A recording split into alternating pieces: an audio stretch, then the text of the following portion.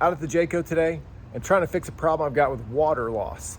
So I don't have a leak, but if you've got a Jayco, and I don't know about the rest of the brands, if you drive on curvy roads, especially roads as you curve to the right, water can leak out of the tank.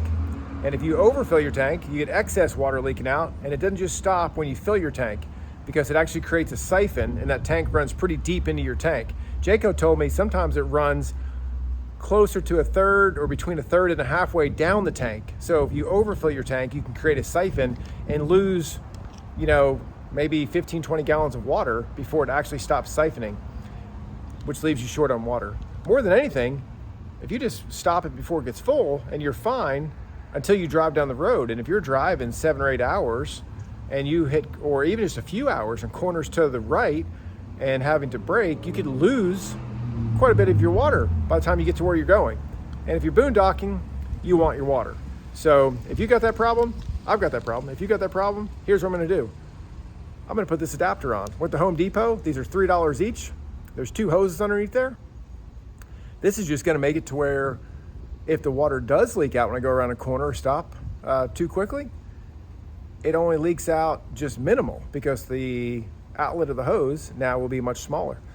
It'll still vent just like it's supposed to. It'll still work just like it's supposed to. If I overfill the tank, it'll still drain like it's supposed to, but it'll significantly reduce the amount. Here we are under the Jayco. We are right next to the generator on the hoses that are coming from the tank. You can see that, if I get my hand back there, here's the tank, and there are the vent hoses coming off the top. That's it right there. Got them both on. Took about 25 seconds. Literally, this is a rib side. The other side was a threaded side. I was threading them on at first and then realized, well, you can just push them right on and it goes on like a rib side, and it's in there really solid. I mean, it's not coming out. And so I should be able to drive down the road, no problems at all, and lose minimal amount of water from here on out.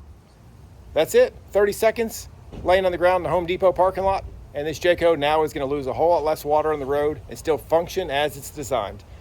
Hope that helps you. Thanks for watching.